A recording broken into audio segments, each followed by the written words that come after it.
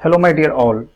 ये वीडियो बहुत ही इंपॉर्टेंट है कि कोर्ट में कॉग्निजेंस लेने से पहले केस डायरी आमतौर पर क्लाइंट को मिलती है या नहीं मिलती, या मिल सकती है या नहीं मिल सकती है। क्योंकि कभी कभी आपको देखने को मिलता होगा कि कोर्ट ने कॉग्निजेंस नहीं लिया और कुछ एडवोकेट के पास या कुछ क्लाइंट के पास डायरी है।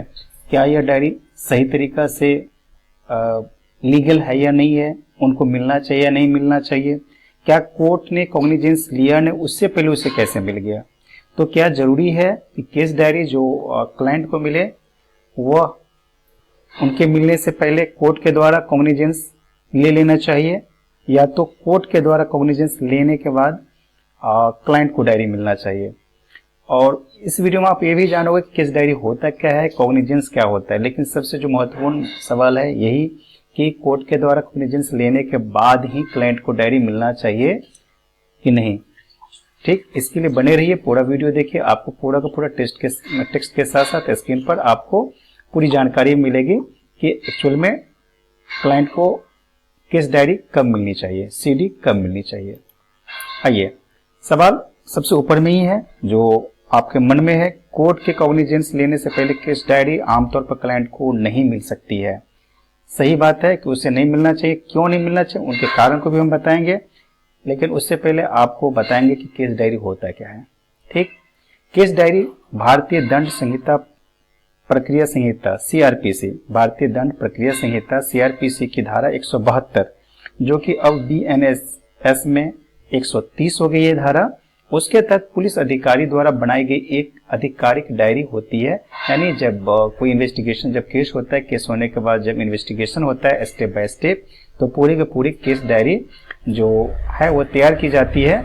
और तैयार करने के बाद इसमें पूरे दैनिक जो अलग अलग दिन में डेट के साथ जब जो जो चीज़ का इन्वेस्टिगेशन होता है, जांच होता है, पुलिस अधिकारी वही चीज़ उसमें मेंशन करते हैं। तो आइए उसके आगे कहते हैं कि एक केस डायरी में किस तरह की चीज़ें आती है। केस डायरी में बताती है कि जांच की प्रगति किस तरह से हुई, यानी जांच जो हुआ, इन्वेस्टिगेशन हुआ, वह किस किस तरह से किसी केस का हुआ, पुलिस ने जांच में क्या क्या कदम उठाए, यह उसमें मेंशन रहता है। यही होता है केस डायरी। आगे है गवाहों के बयान। जब आयो या पुलिस अधिकारी जब जाता है, जिनको यह भार दिया जाता है, वो क्या करते हैं, उस घटना स्थल पर जा करके या केस से संबंधित जो घटना का स्थल है वहां पर जा करके गवाहों का बयान, यानी किस गवाह का बयान कब कहाँ दर्ज किया गया, वो सब मेंशन होता है। अब बात यह भी है कि सबूत के बारे में, तो उसमें यह भी आपको पता चल जाता है कि मिले हुए सबूत, यानी सबूत किस किस तरह से, क्या एविडेंस मिला, किस तरह के मिला, जांच के दौरान क्या क्या सबूत मिले, यह भी उसमें मेंशन रहता है। और किस डेट में मिला, किस तरह का सबूत मिला, वह भी रहता है। यानी आपको यह धीरे धीरे पता चल रहा है कि केस डायरी में किस तरह की इंफॉर्मेशन, जानकारियां उसमें रहती है। अनप्रासंगिक विवरण, यानी उसमें और भी चीजें रहती है कि केस से संबंधित जो मुकदमा चल रहा है, उस मुकदमा से संबंधित पुलिस अधिकारी ने जांच के दौरान और भी कोई अन्य महत्वपूर्ण जानकारी, जो कोई इंपॉर्टेंट इंफॉर्मेशन है, वह उन्हें मिला, वो भी वो केस डायरी में शामिल करते हैं। उसके बाद जब केस डायरी लिखना बंद हो जाता है, तो लास्ट में उन्होंने लिखना भी बताते भी हैं कि केस डायरी अब जो है ना बंद हो गई, इतना तारीख को लास्ट कर दिया गया, यानी अब बंद कर दी गई है। तब यह पता चलता है कि जब ये केस डायरी पुलिस कोर्ट को देती है, यानी थाना जो है तैयार करने के बाद जब कोर्ट को देती है, तब यह साफ साफ पता चल जाता है कि पूरा का पूरा इन्वेस्टिगेशन में क्या क्या हुआ था। तो आप यह कह सकते हैं कि यह केस डायरी जो है जांच अधिकारी यानी इन्वेस्टिगेशन ऑफिसर, यानी केस का जो आयु जिनको नेम दिया जाता है एफआईआर दर्ज करते समय, उनके द्वारा दिन प्रतिदिन के आधार पर तैयार की गई एक डायरी है। यह कई पन्नों का हो सकता है। ठीक है, उनका एक ऑब्वियसली फॉर्मेट बेस रहता है, जिसमें कि ऊपर में डिटेल रहता है, उसमें थाना कांड संख्या, थाना का नाम और नेम भी जो रहता है किस पर्सन का, वो भी उसमें दिया हुआ रहता है। और इस तरह से क्या हो जाती है, पूरे के पूरे केस डायरी तैयार की जाती है। और पूर्ण केस डायरी, और कभी कभी इनकम्प्लीट रहता है, अधूरा रहता है, तो वह भी प्राइमरी डायरी उनको भेजा जाता है, कोर्ट के पास भेजा जाता है। और जब पूरा हो जाता है, तो पूरा होने के बाद साफ साफ लिखा जाता है लास्ट में कि यह पूर्ण हो गई, या तो अब यहाँ पर समाप्त हो गई। राइट, इस तरह से आपने जाना कि केस डायरी होता क्या है।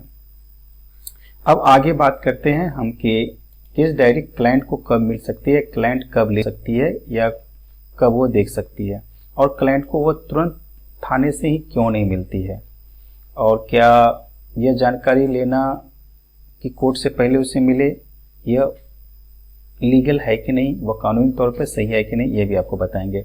और ये भी बताएंगे क्लाइंट को आखिर क्यों नहीं मिलती है। आइए आगे कंटिन्यू करते हैं। गोपनीयता और जांच की पवित्रता, यानी जज के पास जाने से पहले इसीलिए केस की डायरी नहीं मिलती है ताकि इनकी जो है गोपनीयता और जांच जो आयोग ने किया यह बना रहे। केस डायरी जांच का एक गोपनीय हिस्सा होती है। इसे जांच पूरी होने से पहले सार्वजनिक करने से जांच की अखंडता और निष्पक्षता प्रभावित हो सकती है, अपराधियों को सतर्क किया जा सकता है या सबूतों से छेड़छाड़ की जा सकती है।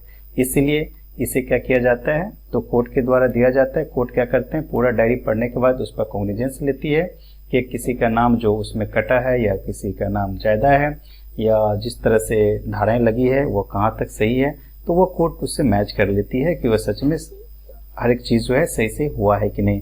और किसी तरह का सबूत को छेड़छाड़ तो कोई नहीं करेगा, पार्टी को जब पता चलेगा तो।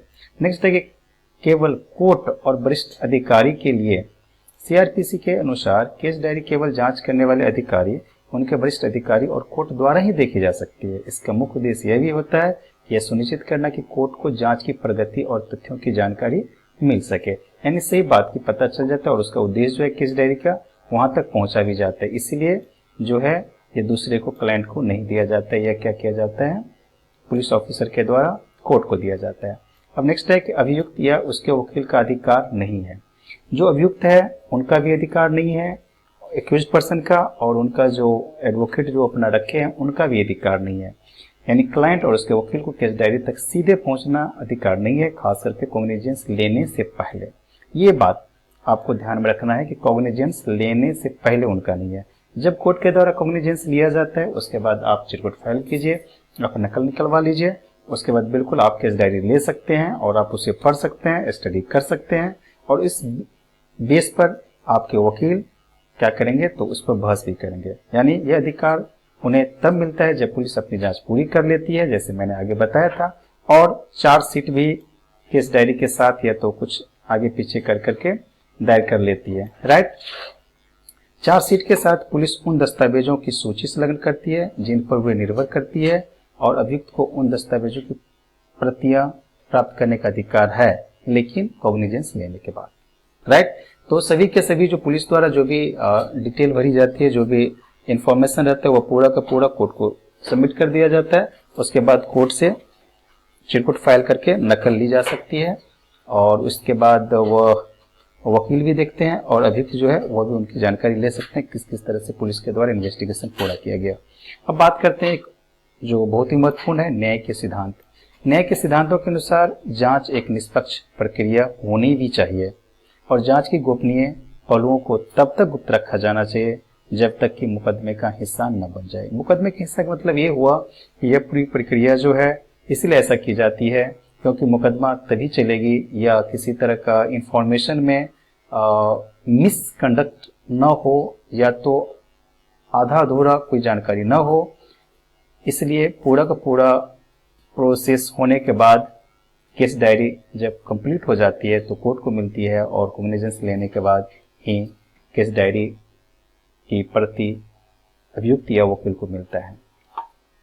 अब आगे बात करते हैं कि जैसे मैंने बताया कि आपने तो ये जान लिया कि कब मिलेगी क्लाइंट को, अब आगे ये भी जान लेते हैं कि आखिर कॉग्निजेंस क्या होता है। जो अभी मैंने जिक्र किया कॉग्निजेंस यानी कोर्ट के द्वारा कॉग्निजेंस लिया जाएगा डायरी बेस पर।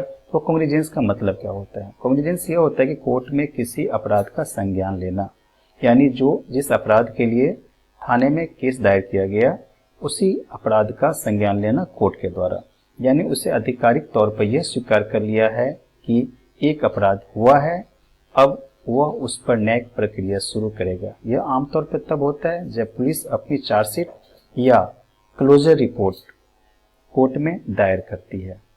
यानी क्लोजर रिपोर्ट, यदि केस बंद हो रही है तो क्लोजर रिपोर्ट देती है, अन्यथा चार्जशीट तैयार करके वह भेजती है कोर्ट को।